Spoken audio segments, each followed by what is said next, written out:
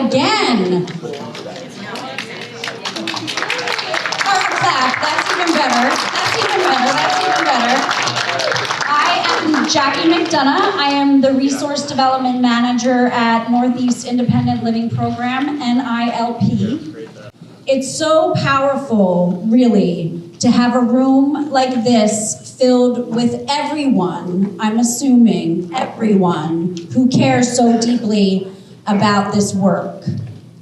Today, we are joined by legislators, legislative staff, community providers, advocates, allies, and individuals with disabilities. A place where such meaningful change can happen, because when you get together, individuals with disabilities, policymakers, advocates, and allies, change can happen, and it's pretty magical. We decided this year the theme is funding care and preserving dignity. We want to extend a sincere thanks to those legislative staff persons who are here today. We truly appreciate your time, your commitment, and your willingness to partner. I love the clapping. I know that one was not for me. That is for change and policymakers, right? All right. So today's forum, this is a conversation. This is a safe space for a conversation. We highly encourage listening, sharing, and please, collaboration.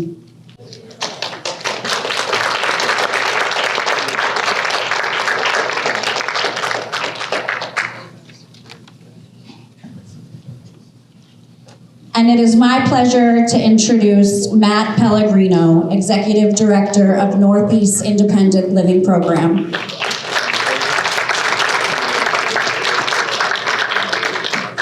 Thank you. I'm actually going to have our Board President, Gary Hale, speak. I just wanted to mention our cart is malfunctioning. So an issue with the projector I think we're trying to work on.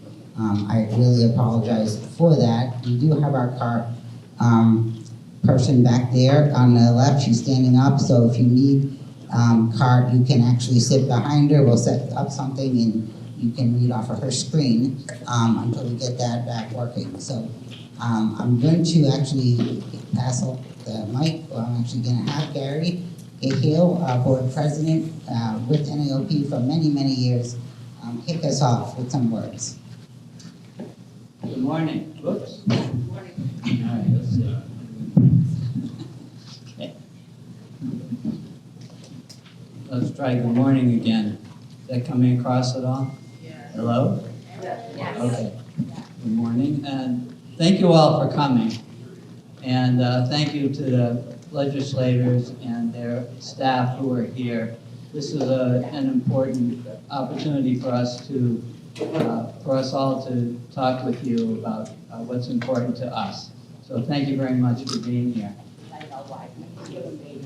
So you all know that Northeast Independent Living Program is a consumer-controlled independent living center providing advocacy and service to all people with disabilities who wish to live independently in their community. You all know that, right? Correct. Let's see a show of hands, see who, if you know the mission of NILP.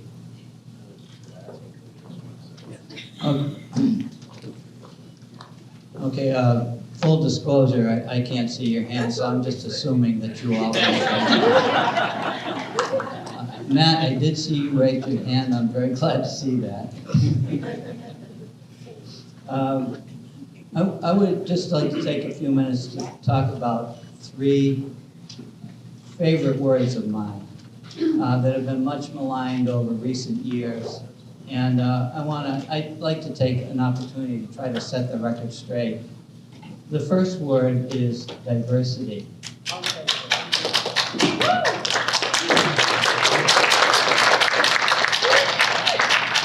And we are blessed with cultural diversity in Northeast Massachusetts. the art, the music, the food, but also the values and the perspectives that our cultural community brings to us, expands our life experience and enriches it. But I also want to talk about disability diversity. There's quite a bit of that, even around the room here. So, what does disability diversity contribute to our society, and how do they do it? Well, we've done it through raising awareness and understanding, and by demanding action. So, for example, about 50 years ago or so, people that use wheelchairs had the value, let's say, of being able to access buildings.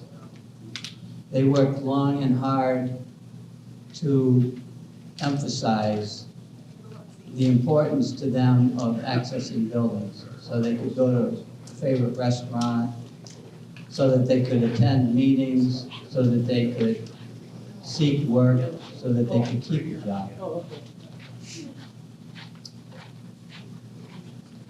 They worked long and hard to make breakthroughs here, and believe me, I am grossly understating the effort that was put in to accomplish what the results of their efforts were, and among those were curb cuts and ramps.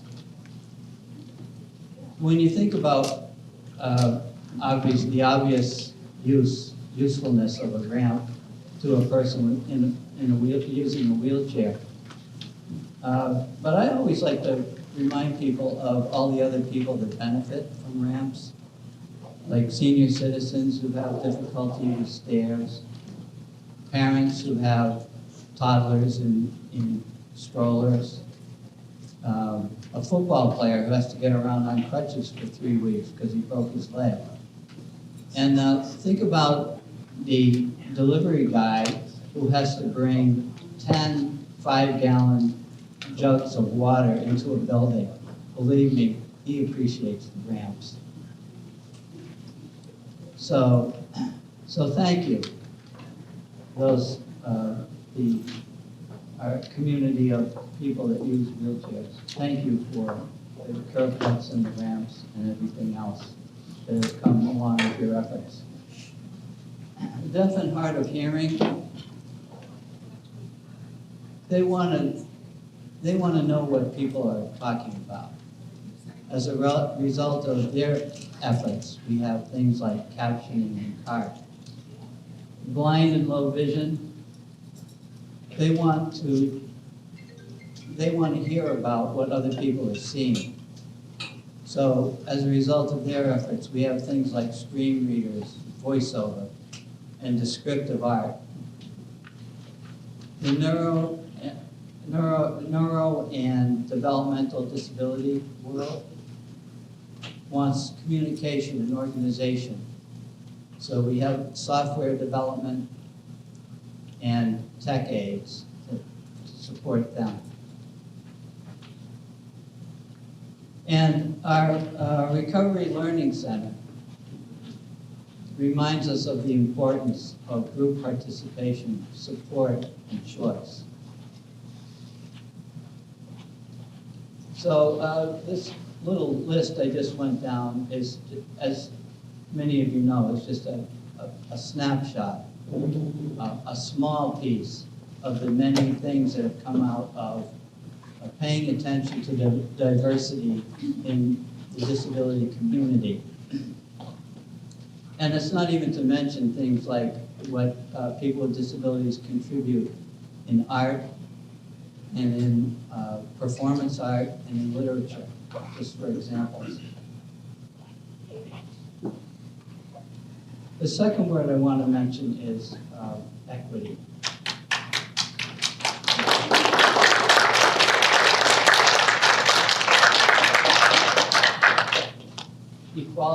equity is about equality and fairness and leveling the playing field. And what I can say is that the kinds of things that NILP provides in housing services, employment services, transition, and PCA, those are all toward the goal of providing equity, equality, and fairness in a level playing field. Those programs are so important, so vital to the community, and so useful and helpful to those that we serve. The third word I want to mention, you all are guessing what it is now probably, is inclusion.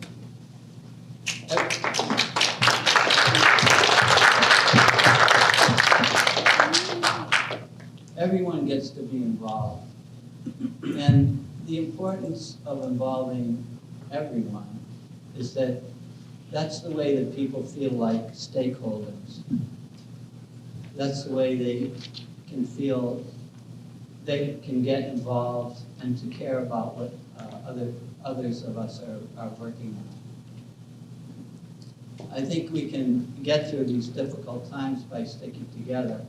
And I think we can accomplish more because more needs to be done by working together and supporting each other's values.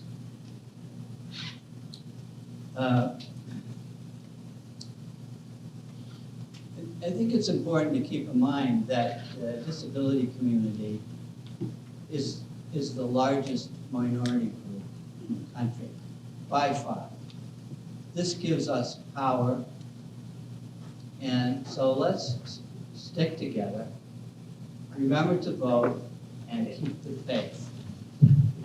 And on that, I'd like to reintroduce our Executive Director, Matt Pellegrino.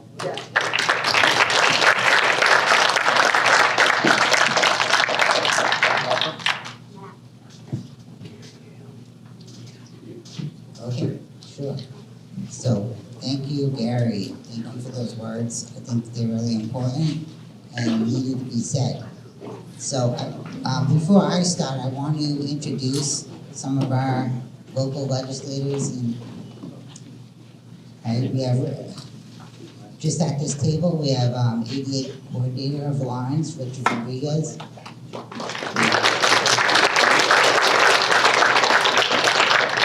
Mayor DePeña from Lyons, thank you for coming over here. Rep. Paulino, who again is a friend of NILP, comes every year. I'm gonna skip over Allan for now because he's gonna do some talking in a bit. And on my right, we have Ron Lastman, who is a board member.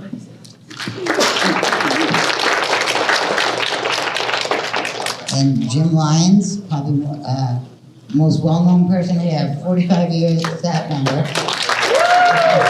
Vice President of Advocacy and Development.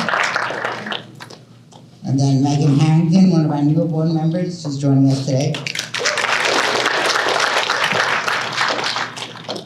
We have some staff of legislators from State Senator Bruce Tarr's office, Mary Ann Nate. Thank you for coming. We have aide from Frank Marian's office is here. We have Estella Reyes. This is always the toughest job for me, making sure I know everyone that's here. And I'm seeing some others over there, so we're gonna allow the staff to introduce themselves later as we get to the panel session. So thank you all again for coming.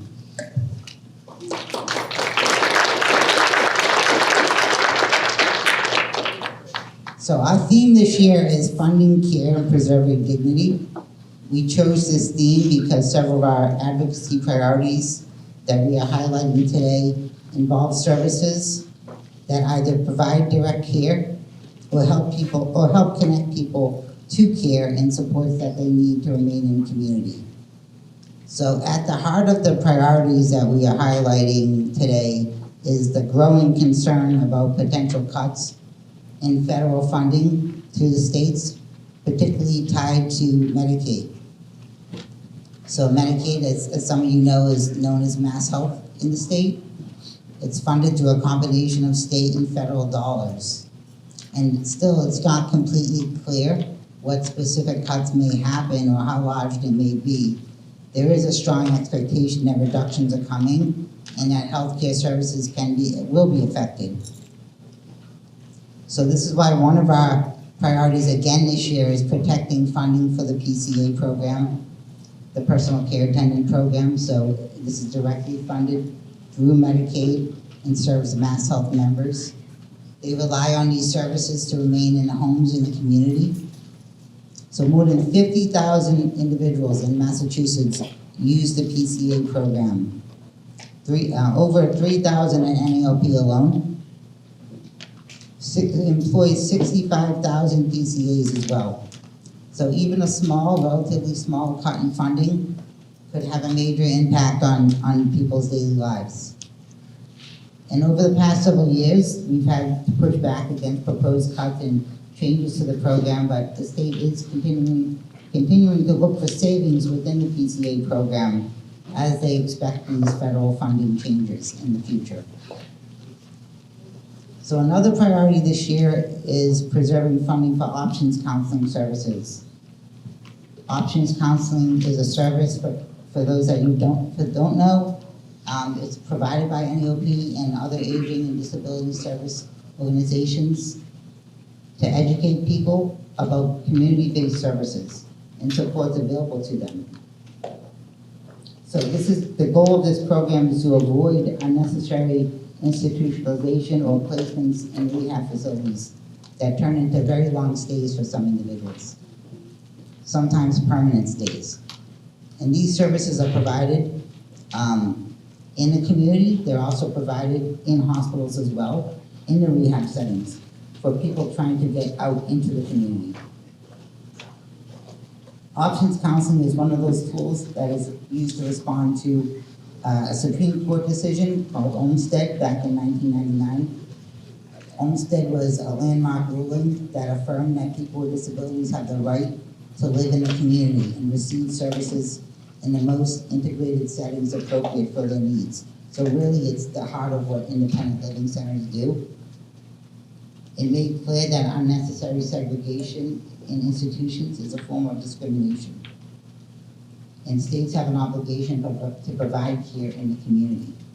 So this year, funding for options counseling was shifted in the governor's proposed budget into a different sort of line item, or a different bucket of money that had less overall funding. So that has raised concerns from us and other providers in the community that the program could face reductions or other changes in the future. And this is such an important service meant to educate persons about what's available to them. Because a lot of times services exist, but people don't know about it. So finally, a third advocacy priority we are highlighting this year is one that we talked about last year as well, is the wheelchair repair bill. This has been an issue that disability community has been needing for some time. It stalled last year in the House and Senate before it was passed. This year, new bills have been filed that aim to address the same issues, which is to address lengthy repair wait times and lack of clear rights and protections for wheelchair users who are dependent on this equipment to get around, to get out of bed, to go to work, to go about their daily lives. So with that said, I'd like to do a quick rundown of our agenda. So I'm gonna, in a second, hand it over to our guest speaker, Allan Motenko from Mass Office on Disability. After that, we're gonna sort of hand it over to you in the audience for a consumer and staff voice, and then allow some of our panelists to maybe answer questions or talk about advocacy priorities that they're working on as well. Then we'll wrap it up with Jim Lyons to talk more about ADA and other advocacy efforts by NILP.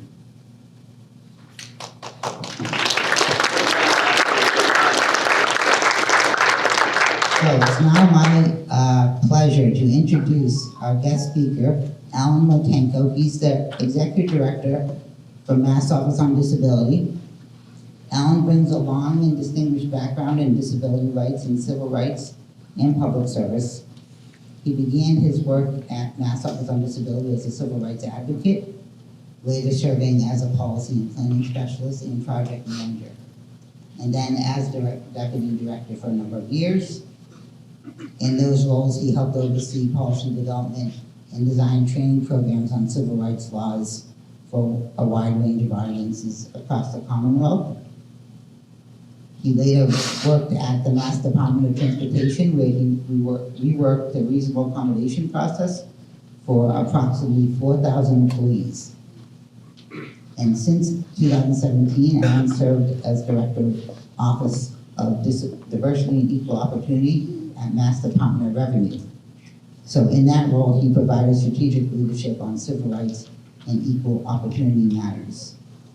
So in early 2025, Allan, you were appointed Executive Director of Mass Office on Disability. So we want to thank you for being here today, and please join me in welcoming him.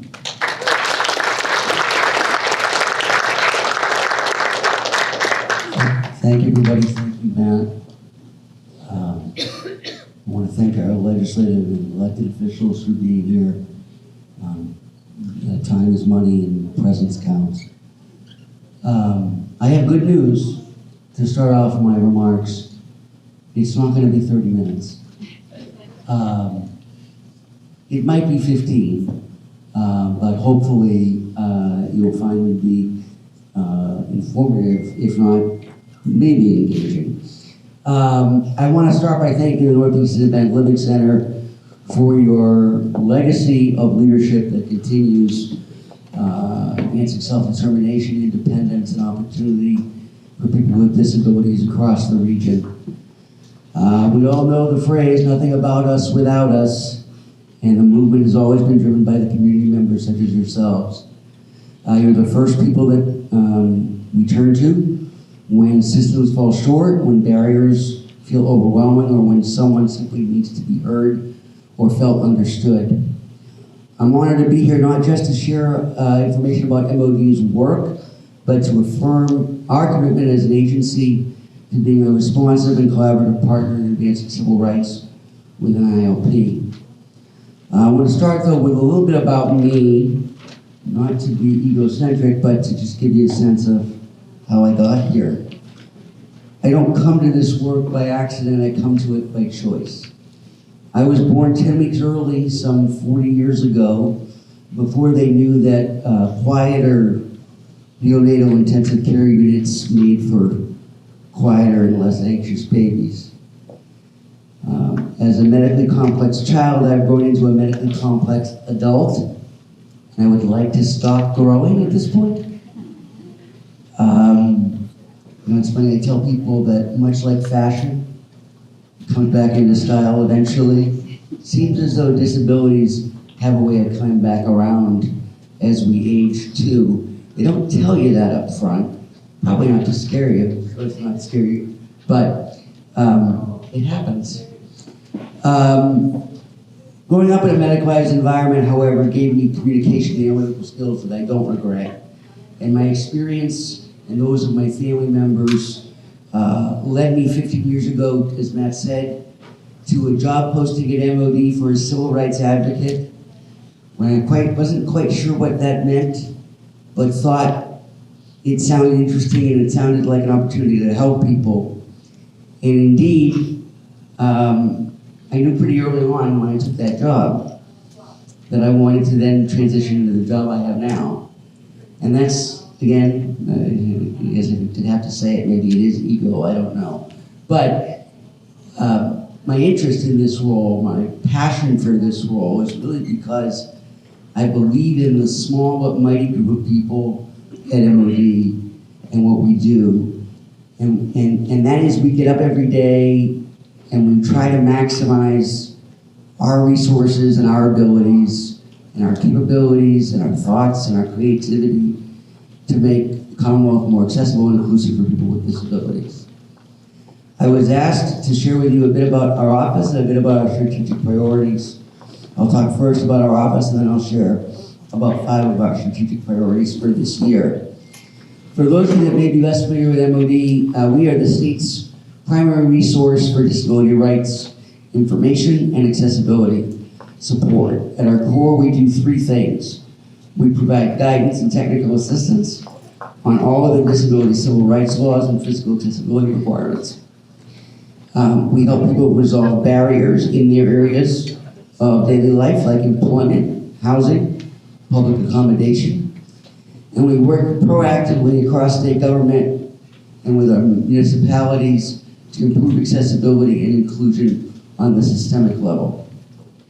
Every year, our Disability Rights Unit responds to thousands of calls from members of the public, whether it's a worker trying to get a reasonable accommodation, a tenant trying to make their home safer, or someone encountering inaccessibility in a public space for their service animal.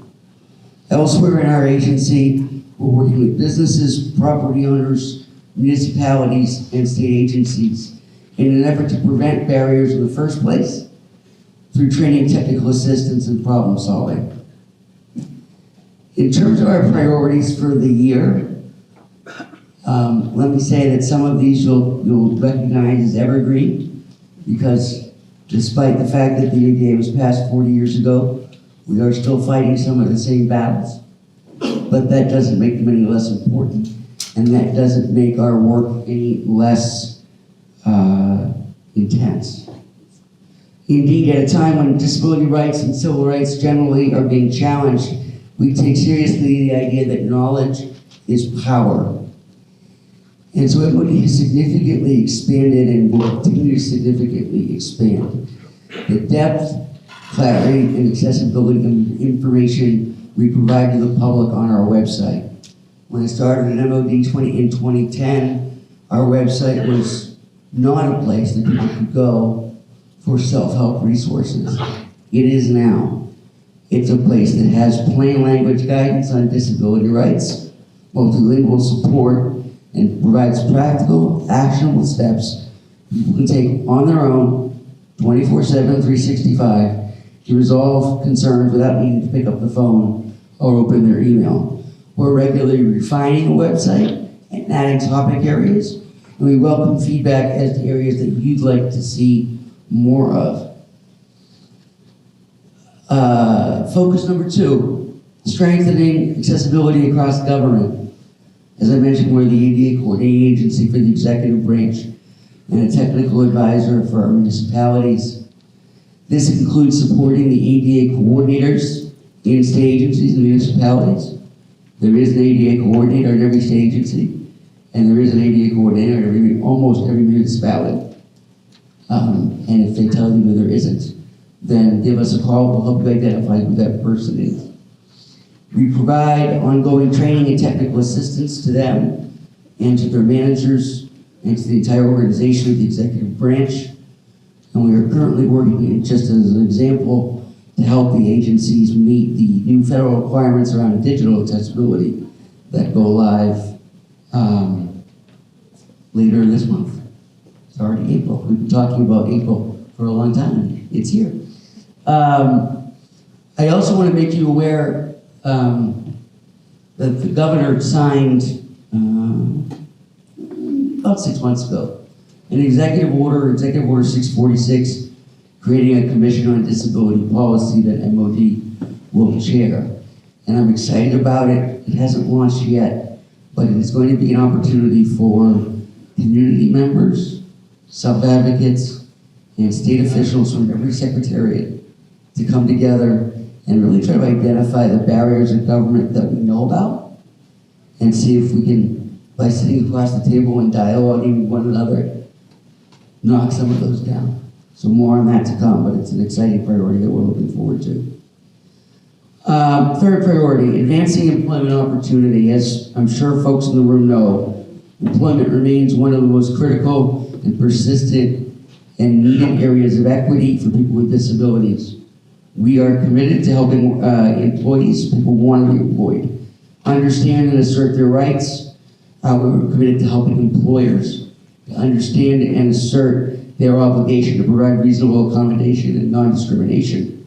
We work with many people through the Client Assistance Program, when they've encountered barriers with mass ability or the other vocational rehabilitation agencies.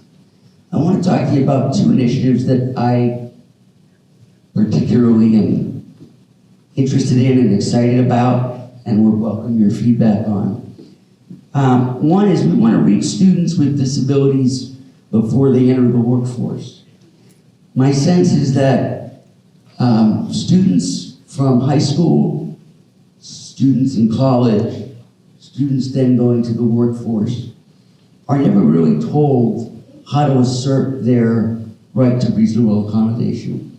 They're not really told or taught how to translate the accommodations they get in school to the accommodations they need to be a bartender or an accountant or an office manager or a CEO.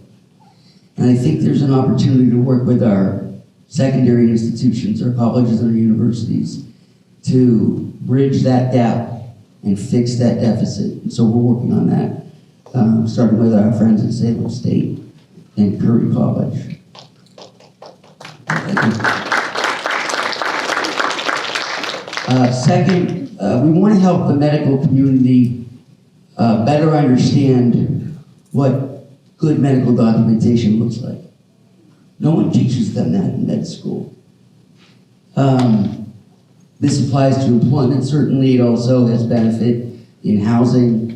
When you go to your doctor and you need a letter to get an accommodation of some kind, your doctor has likely not been taught, not been told, what is good documentation, what's going to be effective, what's going to be persuasive, what's not going to be effective, what's not going to be helpful, what should be left out, how to do it efficiently in a way that maximizes their time and your boss's time and your landlord's time.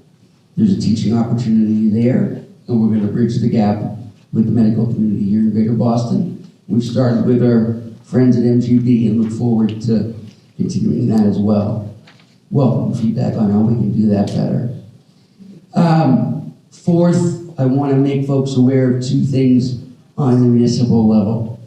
The first is that MOD runs the ADA Municipal Grant Program.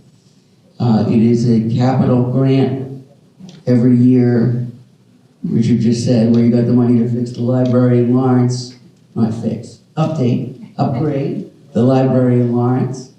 We provide grants up to $250,000 to municipalities to make accessibility improvements in the municipality. Those are physical accessibility improvements or programmatic improvements. This year, last year we gave out $6 million, and we received the most applications that we've received in the history of the program. We fully expect that in raising the application threshold to $7 million, for the grant award to $7 million, we will see an even greater influx of requests. The grant website went live yesterday. The application deadline is May 1st. There is an information session, at least one, there are two, but the one that sticks in my head is April 23rd. So I know that there are folks on the table who are talking about it that have participated in that program. Please reach out if we can help you with that. The second is that we have a long history of working with the local commissions on disability. Raise your hand if you're in a commission on disability in your local municipality. Okay, a couple people. If you are, we're hosting a statewide meeting for the commissions on disability on Wednesday, April 15th on Zoom. And we look forward to you joining us and look forward to continuing to partner with commissions. The last strategic priority is the reason we're all here, and that's building stronger partnerships. MOD's impact and our ability to be successful in advancing civil rights depends on our ability to influence leadership. To influence leadership, we need to be able to build relationships, and relationships are built on credibility, trust, and empathy. That's why we're working actively to collaborate and deepen our collaboration, which I think has been dormant for some time, quite frankly, with the independent living centers like NILP. So I want to thank you again for the opportunity to speak. We're trying to deepen our relationships with the municipal commissions on disability, as I mentioned. Our legislative partners, thank you. Our emergency preparedness organizations and partners. There's a lot of work going on right now, particularly around the World Cup with emergency preparedness. And we want to be reaching community organizations across the state. You know, the expression I like is from Pittsfield to Provincetown. And people laugh at that often, not here, but people laugh at that often, but I'm serious, I mean it. We want to be available and resourceful to people, whether you're in Pittsfield or whether you're in Provincetown. Although it's always good to be in the Merrimack Valley. Let me wrap up with this, particularly regarding independent living centers. You see things that we don't see, you hear things that we don't hear at MOD, and you experience the impact of policies in ways that we as a state agency may not fully grasp without your input. When we're better connected, people get better support. As Matt mentioned, and as I think we all know, we're operating in a time of uncertainty. Changes in regulations, funding, and enforcement priorities have real and potentially very negative consequences for people with disabilities. This is not our moment to retreat. It's a moment to stand firm in our commitment to civil rights, accessibility, and equal opportunity. And on behalf of the Office on Disability, we look forward to partnering with you in that effort. Before I give back the floor, I just want to also recognize the General Counsel of MOD is here today, Megan McRae. She joined us relatively recently. She used to work at the Department of Education's Office of Civil Rights. We're thrilled that she has left the federal government to join state government, and she completes our team. So again, thank you for the opportunity, and we look forward to working together. Take care.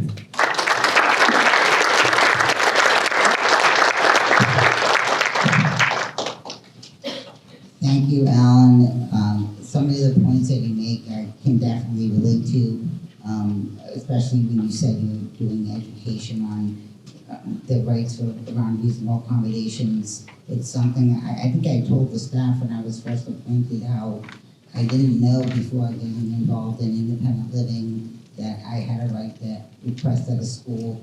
My school allowed me in a certain class. I remember one example I used was sort of a home ec class where we used stoves and ovens, and the teacher just told me, we can't, maybe a computer class would be better because we have stoves here and you might not be able to reach things. And I remember if I was a teenager, I didn't know anything about that. I could have, went to the principal or asked a reasonable accommodation for that.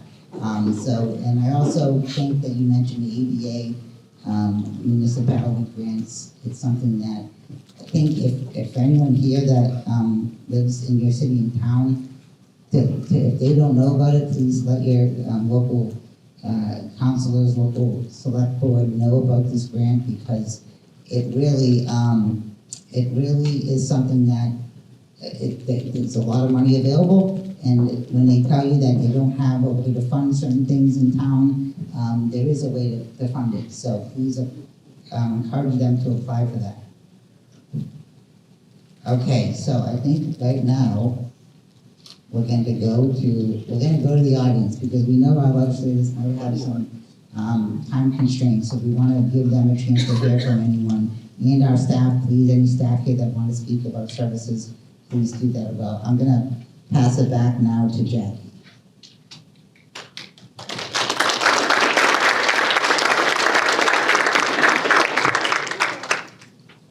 Thank you so much, Allan, and the panel. It looks amazing. So we want to make sure the audience, your voice is heard. Does anyone have a burning desire to speak right now? Yes. Joe, right? Yeah. Go ahead. Oh, I'm going to come right over to you with the... You want me to come up? No, I'm going to come right over to you.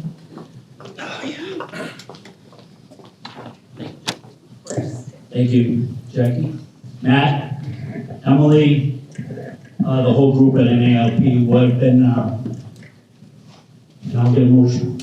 because it means a lot to me.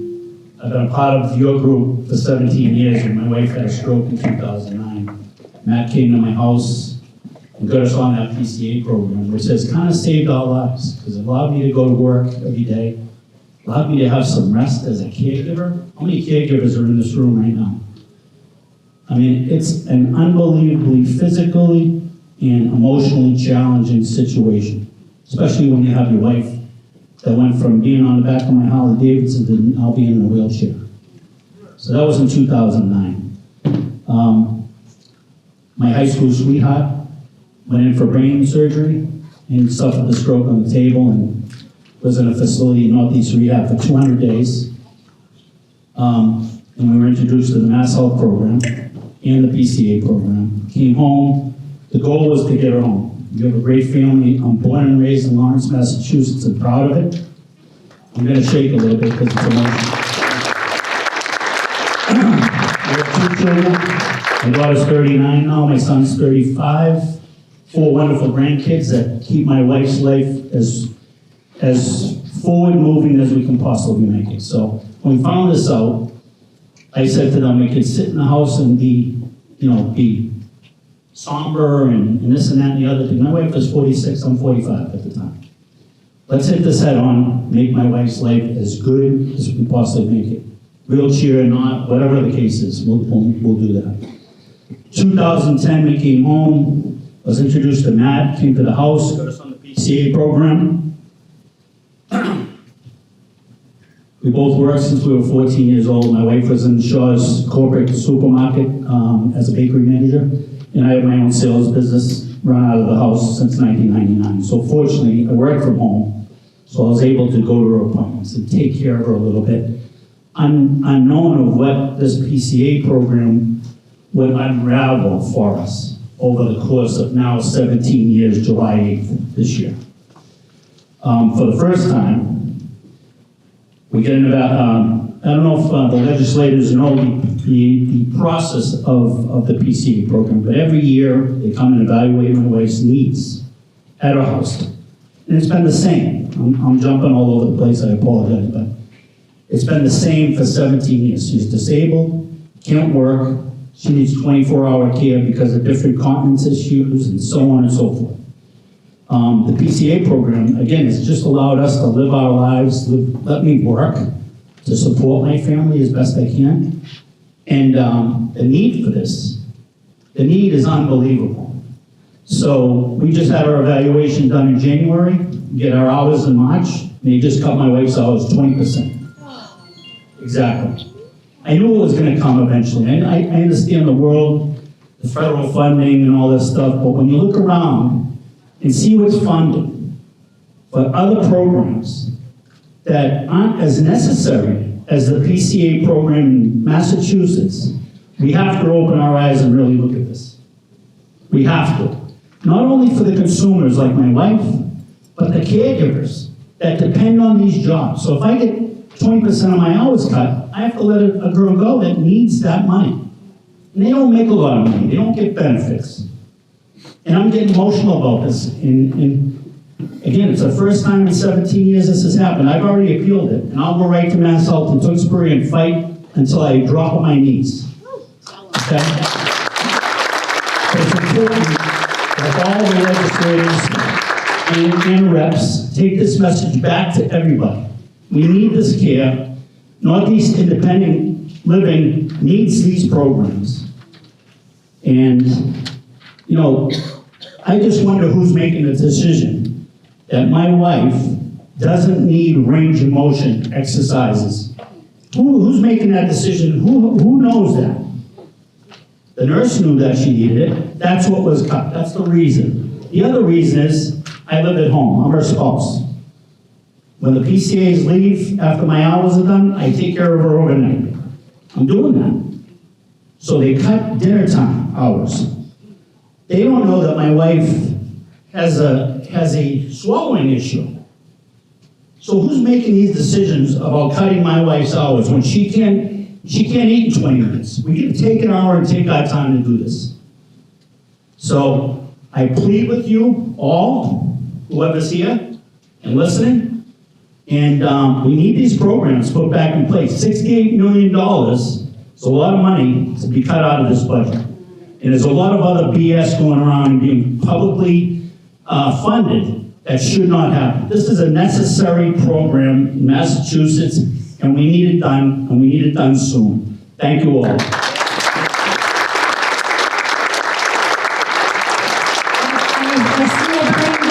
I see a burning desire. Hello. I'm here to speak about something, okay? And that is a lopsided graduation requirement in high schools, okay? I'm gonna start by saying this. A diploma without accessibility is a bridge to nowhere. Disability awareness education, ASL, and English now is and should be a graduation requirement.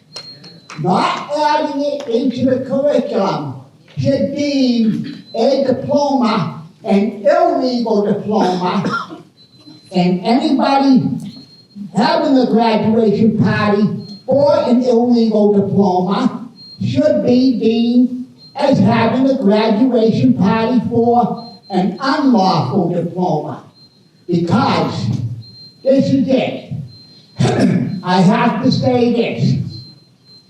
While you can rehabilitate to make accommodations for a hearing problem, you cannot fix the medical end of it. So I have to say this. When lawyers and judges and legislators can go into a research lab and find a way to replace stem cell to fixed hearing, a way to add interlocutor lenses so that a blind person can drive a car or restore sight, that's when they should be making the decision. Not till then. That's why we need housing, accessibility, accessible graduation requirements, and accessibility as a whole. Therefore, I am pleading with you today, because the graduation requirement is one of the things up there, to look at the graduation requirements and look it over good. Because I will say this once again, a diploma without accessibility is a bridge to nowhere, and a bridge to nowhere diploma, in my term, is a fake diploma, therefore is an illegal diploma, and me knowing anybody to go to a graduation party for an illegal diploma doesn't deserve my work. Thank you very much.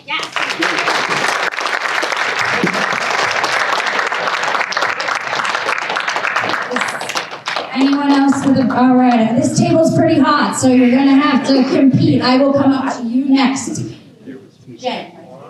Hi, everybody. I promise I will be brief because I know we have so many other speakers that want to provide remarks, and obviously we want to, of course, hear from the elected representatives as well. But I just wanted to say a few words. My name is Tom Arsenault. I'm with Congressman Seth Moulton's office, and I wanted to provide a little bit of color on three things that I feel like our office is really focused on as it relates to supporting NILP and supporting folks that are living with disabilities and really just fall under that broader umbrella. And so one is we have a rock star casework team at our Salem as well as our DC office that continuously and regularly help folks who are living with disabilities with a variety of casework. So, anything that touches the federal government as it relates to perhaps Social Security or other federal entities, again, we have a whole casework team that really does amazing work with folks in the 6th District to provide resources and assistance when engaging with them. So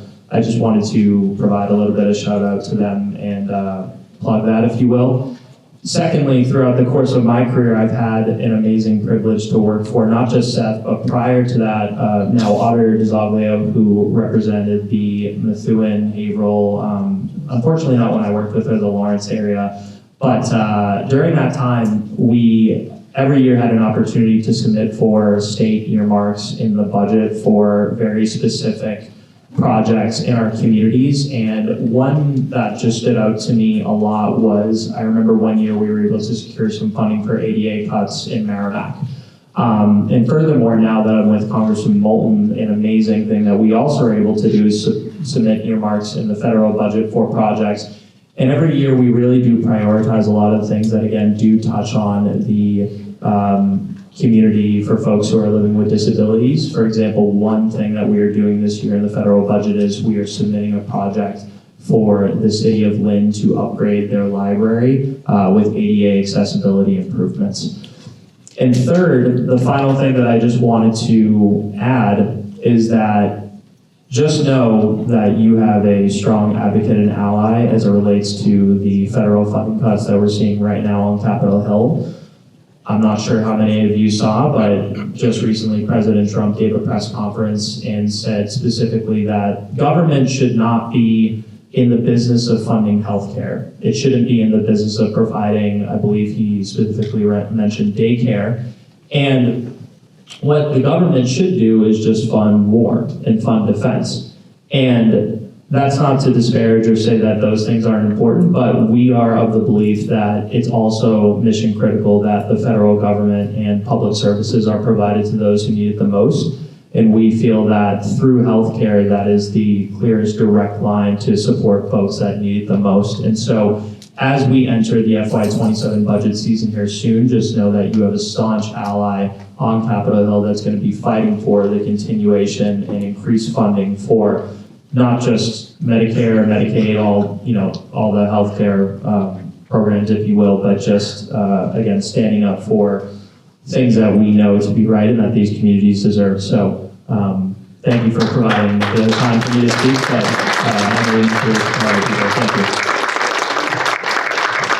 Thank you, Joe, Brian, and Tom, and I'm gonna bring the microphone just a little ways over here because I saw a hand very high in the air.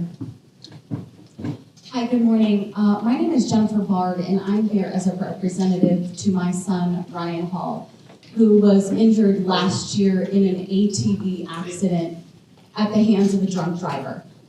I come before you today just to express a couple gaps that I have found and really to piggyback off of this very eloquently worded gentleman's story. Our lives are very much like his life. He's a caregiver for his wife. I and my ex-husband are the caregivers for our son. The reason that this is important is because of the PCA cuts that are on the table. Ryan has been qualified for 78 hours of PCA qualified hours. Unfortunately, Ryan requires 24/7 care. That's a 90-hour gap. It is daunting, it is overwhelming, it is scary, it is all of the adjectives that you can think of when you're a parent. Number one, hoping that your child is going to survive, and then after they do survive, for literally 10 months of fighting for their life, you're not sure how you're going to be able to afford to keep their life going, or what type of life or quality of life he's going to have. So my questions to our legislators, and I pray that you bring it back to Capitol Hill and to anyone who will listen, is if we cut PCA hours further than they already are, and you're forcing parents like myself to go be 24-hour caregivers, how can I work? How can I re-enter the workforce where I was an added value? I did pay taxes. I did give back to our community in meaningful ways. I hope. So I just say that to say that you're not saving money. You're costing money, not just to the victims of this PCA cut, that their life will absolutely negatively be impacted further, but also the caregivers not having any capacity to work, cost the government more money. You're going to be needing to pay my bills soon. And that's not what I want. I was a contributing member of society. My son at 18 years old was a very contributing member of society. He had 2 jobs. He did not want a government handout. He did not want a state handout. Our family does not want free things. We require some assistance. And so I just ask that you go back to Capitol Hill and give that real life example that you're not going to save any money. You're going to cost money. And you're going to kill people. Also, we need to get the insurance companies out of decision making for our health care. They have way too much power. They are killing people on a daily basis because they're making decisions that they are not equipped or have the knowledge to make. So if their goal is to create revenue for their shareholders, I'm sorry, but your denials are costing your shareholders money and you're killing people to do it. So those are my 2 main points. Thank you for listening. I guess the last one quick thing is I am extremely passionate about making legislative changes. And if you know how or you're involved in making bills and getting laws passed, please come find me because I would like to speak with you. Thank you.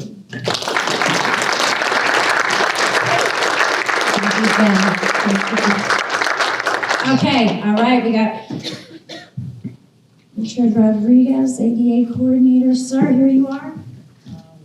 Good morning. Thank you all for showing up. And thank you once again to the Northeast Independent Living Program with the annual Legislative Day. This is a great event where we share information, also share our concern with the legislative. As indicated, I'm the Lawrence ADA coordinator for the city of Lawrence. And I don't want this to sound like a campaign speech. Campaign is over. One of the first things the mayor did and promised is to hire a full-time ADA coordinator. So today, for the last 4 years, I have been not only an ADA coordinator, but the first full-time ADA coordinator, something that does not really exist across the Massachusetts. And I'm sure Alan should attest to that. Also, Alan, I have a question for you. Are you stalking me or I'm stalking you? That's a good question, I don't know. Because yesterday I was in Boston, everywhere I go, I see Alan there. So I'm not sure who's stalking who, but I'd like to thank the mayor for allowing me to represent the city of Lawrence. Like yesterday I was in Boston celebrating Autistic Month. For that I'm grateful for the mayor for allowing me to attend events just like that. Now, I have been listening to different issues, and Lawrence has made a lot of progress, but it would be impossible to cover all. So I will cover some of the points that we discussed here.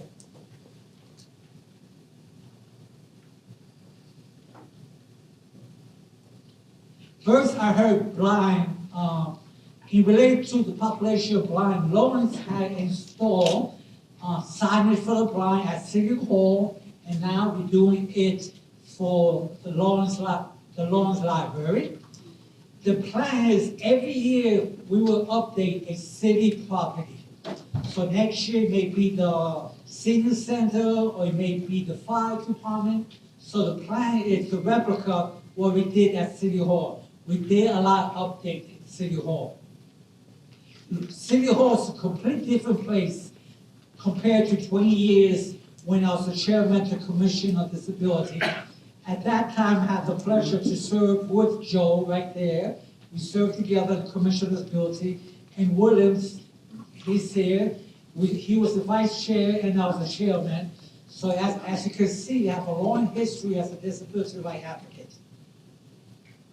Now, relate to RAMP. It's very important. People always come to me and say, I need a ramp, I need a ramp. But it's a very difficult issue sometimes. First thing you have to ask, is the person disabled? That's easy to establish. She's in a wheelchair. Of course she's disabled. You don't need a doctor to know. The second issue could be complicated. Who is the owner of that property? Like last week, I received a major complaint of a property involved in the Lawrence Housing Authority. That's not us. That particular property belongs to the Lawrence Housing Authority. They have to provide the ADA accommodation, not the city. So people have to know the difference between the city and a private property. So, but we will, when someone don't comply with ADA, we do have an enforcement authority, which is the building commissioner. So if a private authority is not complying with ADA, the building commissioner could force them to comply. But it won't be me. Some people, anything related to disability, go talk to Richie. But either way, whether it's within my jurisdiction or not, I talk to everyone. Now, I heard about unemployment service, which is very important to the mayor too. That's why I was designated to work with the personal director. We are going to reestablish our affirmative action, and we are going to re-educate people involved in the hiring process. We're going to update the request for accommodation, and we're going to request the law involving what type of question you need to ask someone about accommodation or disability. It's one thing about ADA, it's very extensive. And every time when someone comes to me, most of the time I don't know the answer, but the good thing is I have the ability to find the answer. Now, related to education, yesterday I have a meeting with Senator Pavel, and he indicated that State House recently gave a grant to the Lawrence public school system for the share funding. And the purpose of the grant is to update the ADA issue involved in the school department. So I'm trying to keep myself updated. I'm going to contact the superintendent so I could know what's going on with the Lawrence public school system and maybe what else we could help them with. Now, recently a new law just became effective involving the website,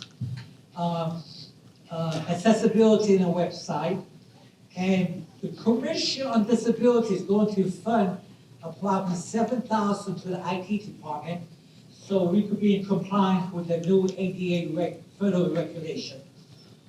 So that's the good news for us. Now, I could brag, I do everything. No, that's not true. Nothing could be done by myself.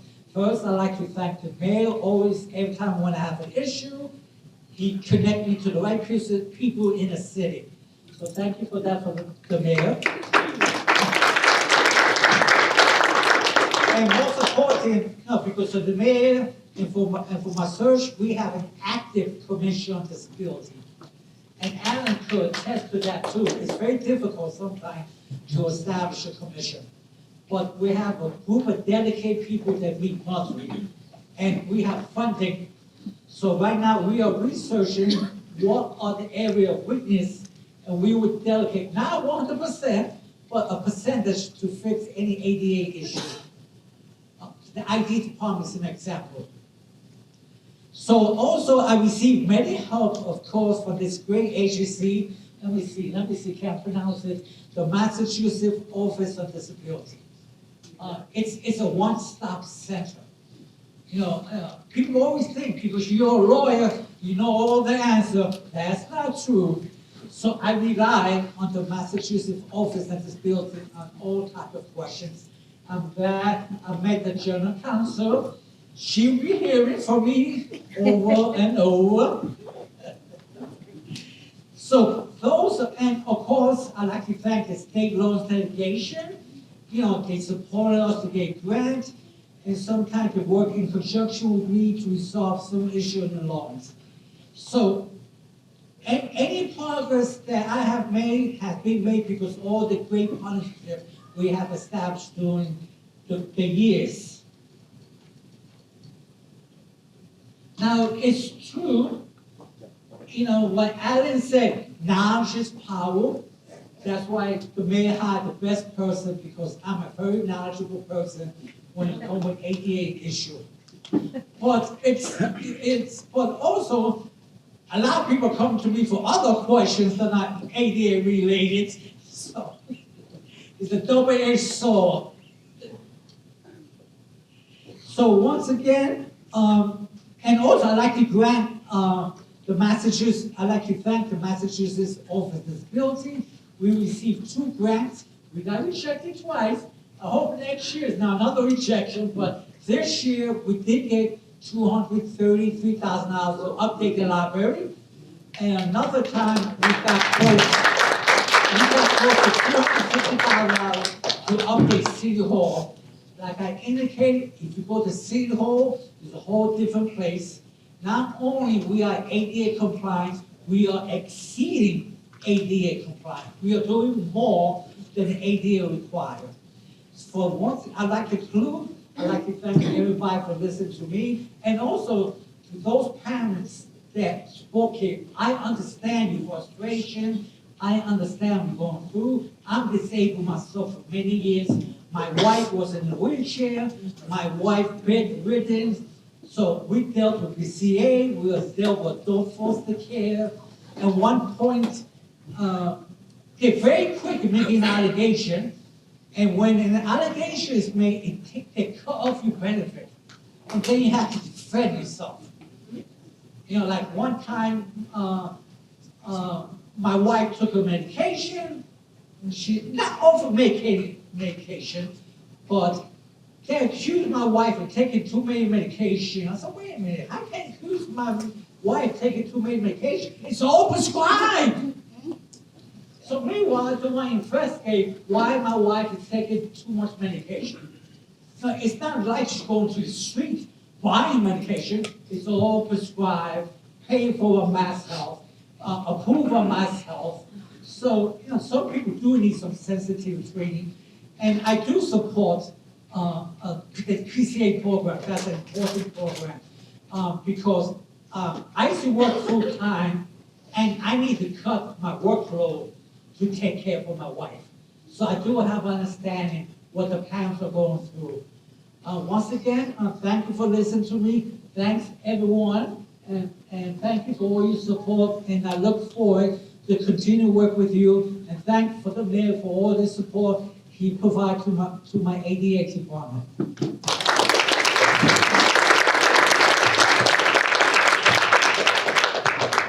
Good morning. I think Mr. Richard said everything. It's my compromise, you know, continue to move forward. Everything that ADA community needs in the city of Lawrence. I know many challenges. It's about state delegation and federal delegation, you know, taking action. But about the city of Lawrence, I explained Mr. Richard Rodriguez everything you need for moon, everything in the city of Lawrence for ADA community. You have green light every time. Never will ask me for something in the city, I put a skill. I said, oh, let me see. Now, every time I tell them, everything you need, knock on my door, because my door is open for the whole community, but especially for ADA community. Thank you, and God bless the ADA community.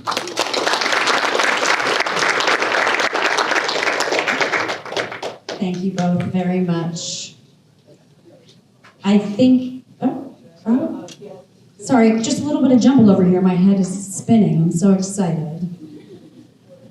Do you want me to? Yeah.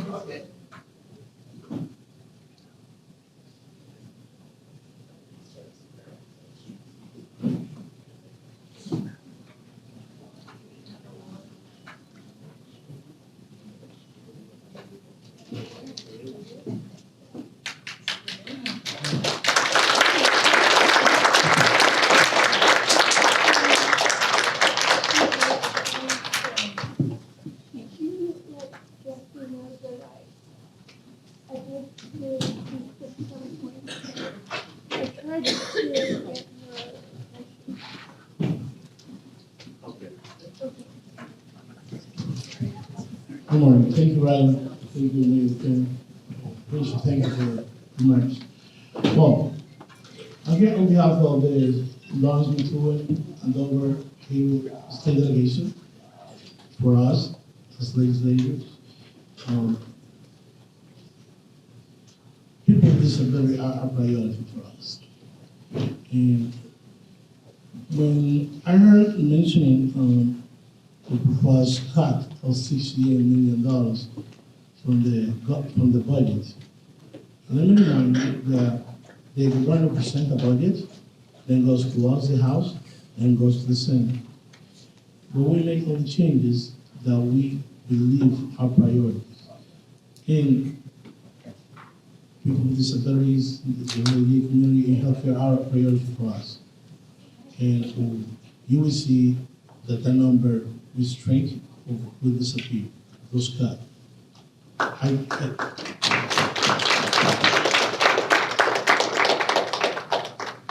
We, as a state, we face a lot of uncertainty about how much money how much revenue we will have to spend. But we have done some work to prevent the damage.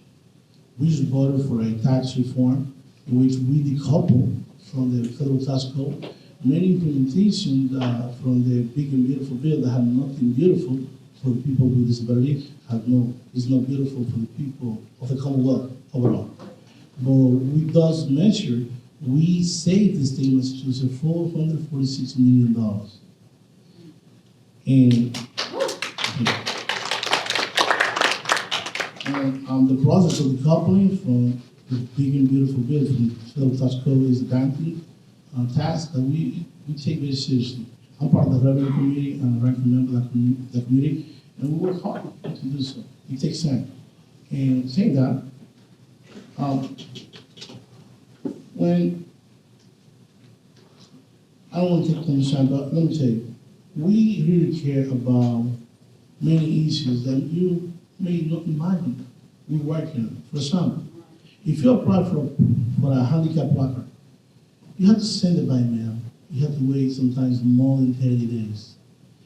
In a state like Massachusetts, like we take pride of being so advanced and sophisticated. The only way you can send that is by mail. You have to wait up to more than 30 days.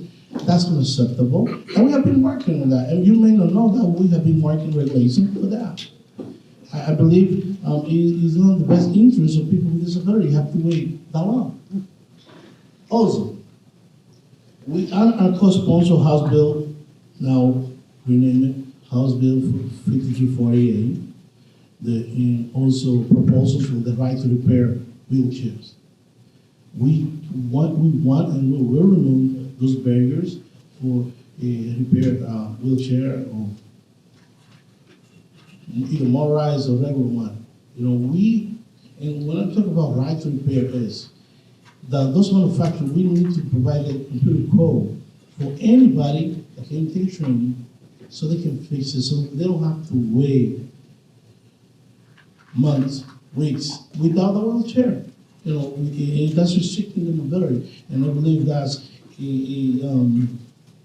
that's unfair treatment. That's withholding the right of a person to move and to be, you know, a human being. But in Massachusetts, we believe this. I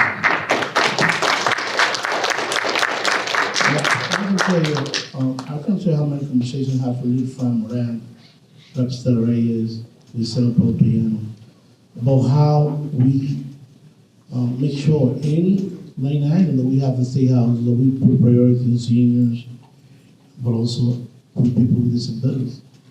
And we have members in the House, in the Senate with disabilities, and that's important. When somebody spoke about equity, you know, before you can get equity, you need to be equal. But, you know, equity, let me put that in a language that I was able to digest and understand. You know, be equal, get your seat in the table. But I have learned after traveling across the nation, learning the philosophical foundation of the Asian Americans, Latin Americans, you know, Afro-American, Asian Americans, that just being at the table don't solve anything. Because you can be at the table, you're part of the menu. I want to be at the table choosing those topics, saying what we're gonna cook and how we're gonna serve the people of 90%. It doesn't work with it. So representation is important. We count with Fran Moran, leader representative Fran Moran. He's the fourth most powerful man in the state. And that's huge for us. When we push legislation, we also have leadership, making sure, those who have more power than us, understand that this is what we need in Merrimack Valley, this is what we need for people with disabilities, this is what we need for seniors. And to plus, I want to give you an overall. I know we all get, is that both of my partners need PCAs. And let me tell you something, it's hard when they cook the hours.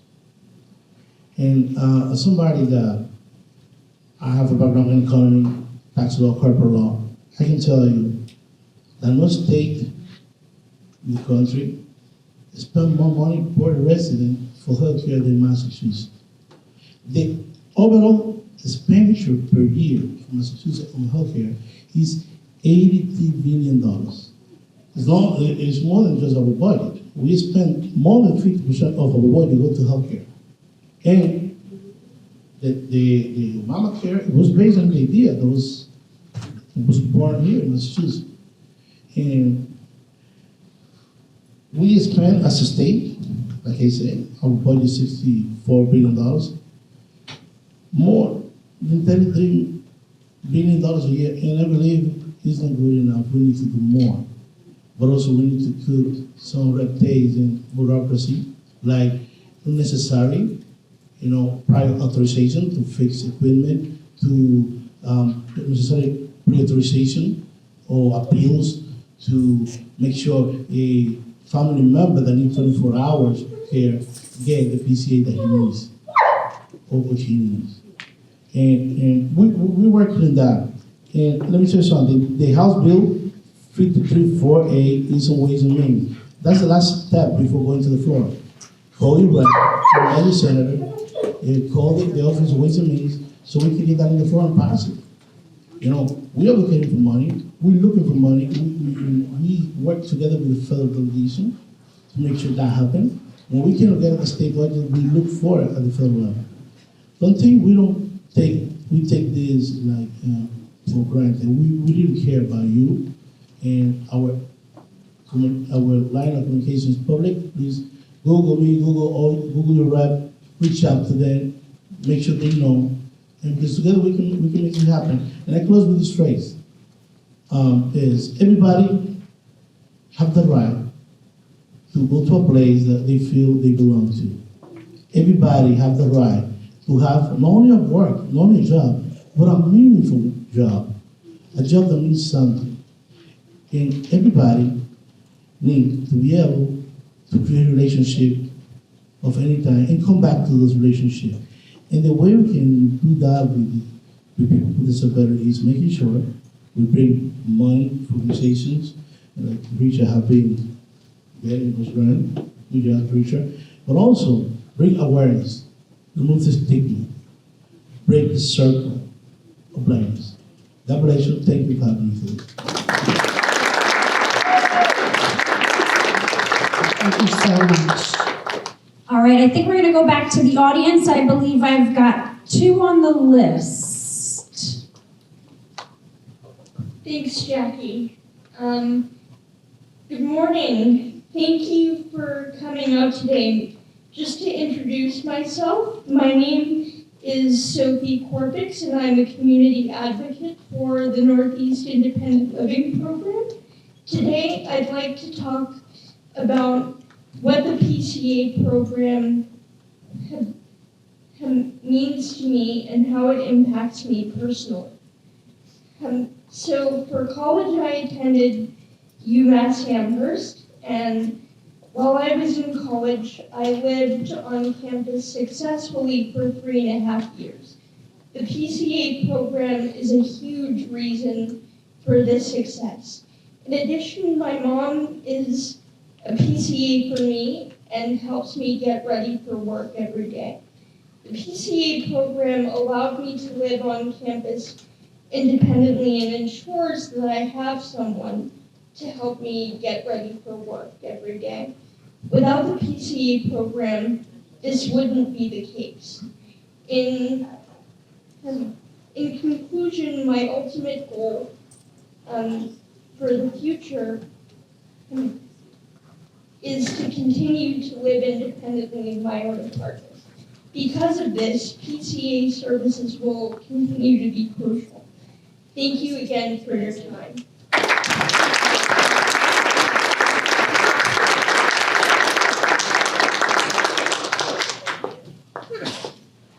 I heard a rumor.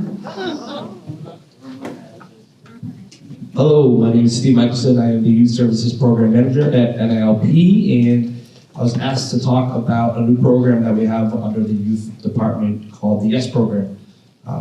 Stands for Young Adult Empowerment Support. We were given the opportunity to write for this through Molina Healthcare. Matt came to me and said, we have this opportunity, and we jumped on it. And in a collaborative effort with Matt, Leo, myself, Lisa, we were able to come up with a plan to work with young adults ages 22 to 34 in 3 key areas of service: employment, transportation, and ADLs, or activities of daily living. We were able to hire Kimberly Whitaker, who is our young adult empowerment specialist. Some incredible work. We hit the ground running. Right now, our list of individuals are at 11. Within a year, we're hoping to fulfill 20 spots of individuals reaching their goals. And again, those goals can be from transportation, employment, and activities of daily living. Kim's going to chat a little bit about what she's been doing with her participants, and then we'll pass this along. First, I just want to say to the 2 caretakers here that mentioned their family members, if nobody said thank you today, thank you. Thank you for being there for those people. Thank you for being here for them and advocating all the way to the state level. I have to say NILP is an incredible place to work. Just coming in, I see the passion from people in every single department, so I'm really glad to be part of the program. So I'm working with adults ages 22 to 32, and they're coming to us with their own goals in mind. So my job is just to walk alongside them and support those goals. We've had some transportation goals, some employment goals, and some ADL goals. I have a couple of consumers with cooking goals, so we actually hosted a first cooking class at NLP yesterday, and it was a great success. So I'll just be working individually with all these people to just maintain their own goals, and I'm just happy to be here and happy to do it. Awesome to hear about what the young people are doing. Do you want one last word? I just want to know if I could ask a follow-up question. Yeah, of course. Thank you very much.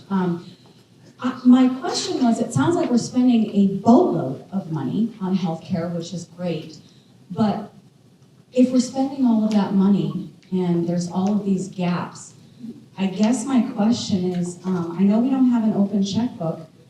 We've seen misuse of funds in other states. Are our officials responsibly being stewards of our tax dollars?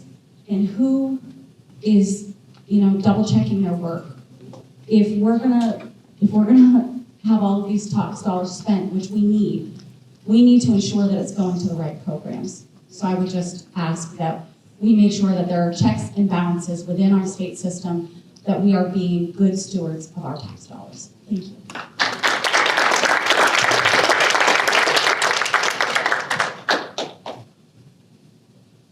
Please, what's your name? Yeah. Yeah, that was a great question. Thank you. Now, let me explain to you. This separate branch of government, the federal government, the state, and the Commonwealth. So, as legislature, we are the legislative branch. We don't have executive power. And what that means is we cannot execute any budget, we cannot spend money further than our operational. What we pay assistants, what state pay assistants for us, pay for office, we pay our salaries. The executive power goes to mayors, go to the governor, That's the second branch of the state government.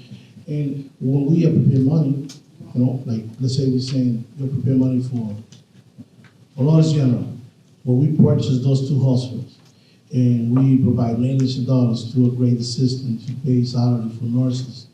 So we take care of it as well.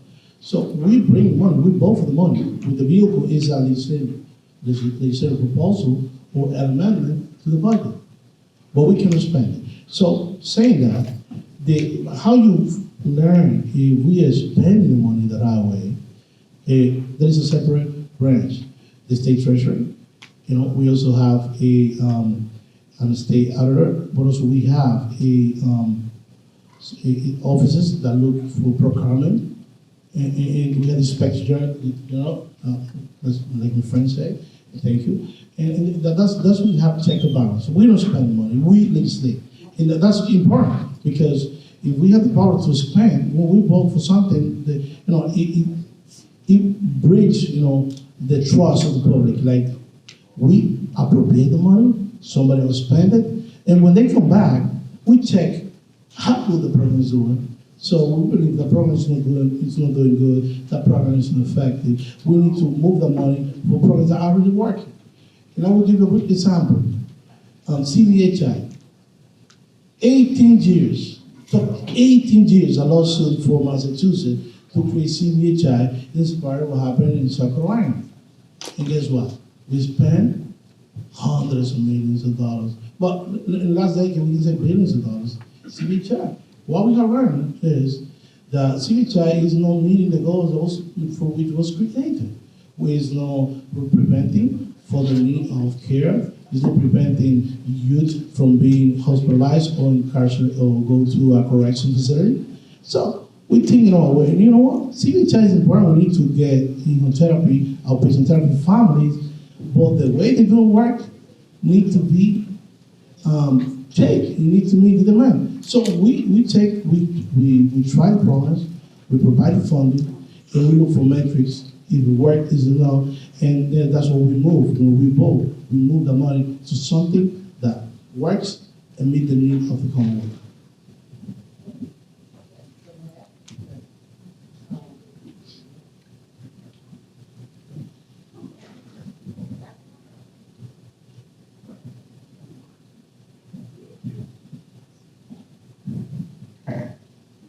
I think that, pretty much everyone here this morning, in my opinion, has expressed the fact that this year, the needs of our people that we serve and our needs are increasing.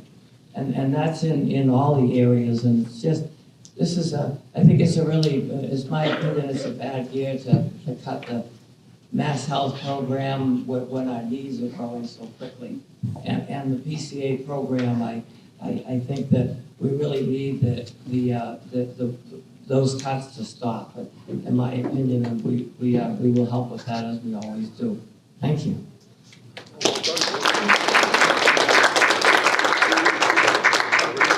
One more. Thanks, Jim.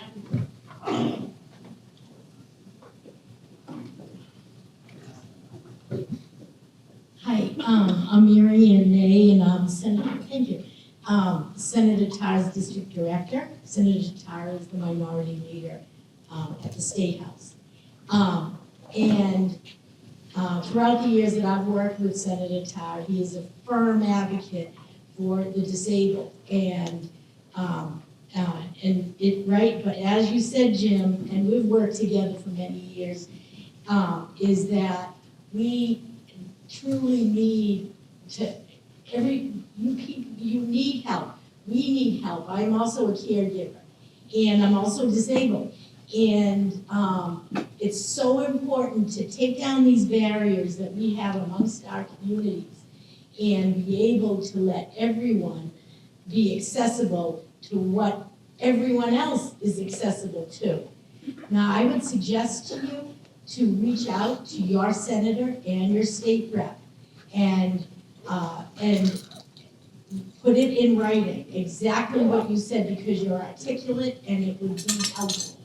And if you had to come to the State House when it's time to discuss the bill, and you will know about it, that you can come in person. And I think that is extremely helpful at that time. I think you would be, sounds like you're a firm advocate yourself, and you should be for your son, and as well as you, sir, with your wife. The only way to get things done, you're the best advocate for your family member. And to push hard is the best way to move it. There may not be the funding that there has been, but at least you will be heard. I truly believe that, and that you can make a difference. I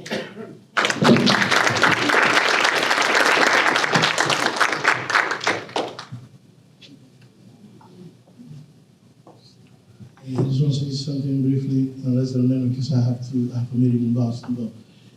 But everything that have been accomplished for people with disabilities in the state of Massachusetts and the families is because us, we have been friendly. But just imagine, everything have been accomplished just because we have been friendly. Now imagine if we become friends, so we interact with each other. Being friendly is not good enough. We need to be friends, we need to work together. You know, and when I go with a proposal for disability, for people with disability, or for seniors, and they try to give me a check of reality, I tell them, look, just give me the check, so we will create our own reality, where we meet the needs of the Merrimack Valley. Thank you for having me, and please, let's be friends, let's work on this together.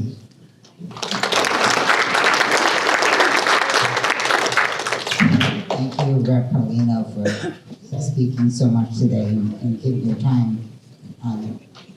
Jim, you all said what you want to. Sure, I'm going to pass it over to Jim Lyons again. And he's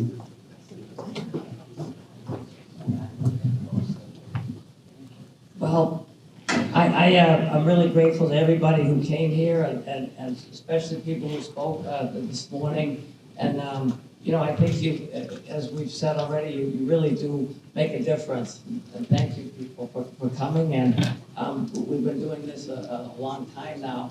And I think that when Allan spoke, I don't know if you realize it or not, Allan, but you said some really great things, and some real quotes, some great quotes that you had. And the one was when you said that when human service professionals get better connected, consumers get better supports. I think that's a great quote, and it's totally true, and it's what we're trying to do here this morning, and what we try to do when we go to the State House. So one of the needs that certainly has increased this year is for accessible and affordable transportation, and certainly housing too. And we actually went to the Mass Department of Transportation, and we applied for a new van. And we got support from Senator Tarr's office, from Mary Ann, and the Mayor DePeña, and Richard supported us. And we should get that. We should see that in the spring. I think June. And it's a 14-passenger, low-floor van, which means it doesn't have a lift that can break down. It's a manual. So it should be a nice one. And that's the 8th one that we've got at Northeast Independent Living Program. And so that things can happen, and go out there and try and make things better for yourselves and your family and the community. And keep doing it. Thank you, everybody, for coming.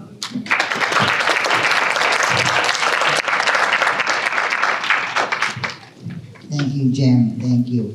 So I think that's going to wrap up our agenda for today. I just want to make a pitch for NALP.